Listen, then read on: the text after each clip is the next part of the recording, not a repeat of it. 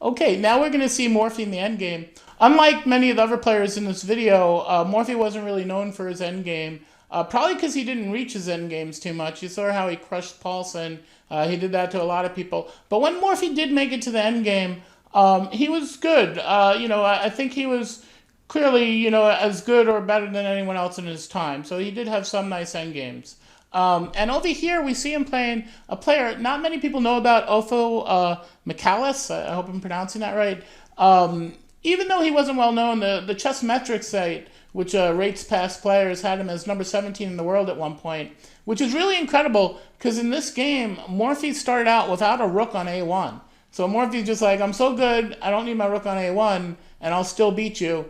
And that's what he does here. Here we have the endgame. And again, if we're talking about the material quality and time, it's very important to look here.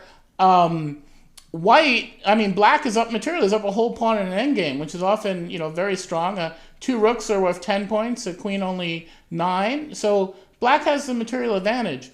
But the quality of the pawns, well, sometimes you could argue these pawns on h4 and g5 are weak.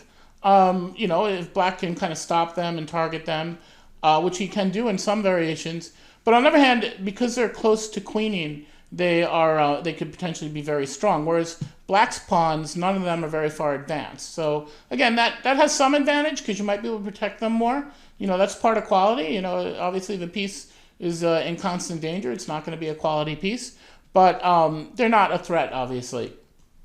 And, one thing I also want to talk about in this position, there was a story about a player, Morozevich, a very strong grandmaster from the 90s to 2000s. He still plays.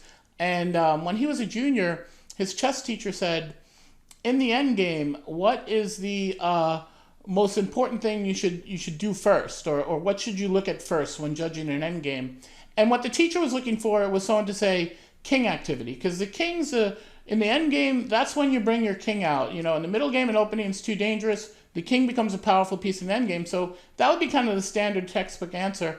But Morozevich said you look for unstoppable passed pawns. And actually, that's true. I think that should be the first thing you always look for in an end game. Does either side have a pawn that's either unstoppable or it could become unstoppable? And after that, you should look at the king activity. And as we can see here, Morphy's pawns are much closer to becoming unstoppable, two connected passed pawns, and his king is a little bit more involved. But it's still complicated because you have the two rooks here. Now,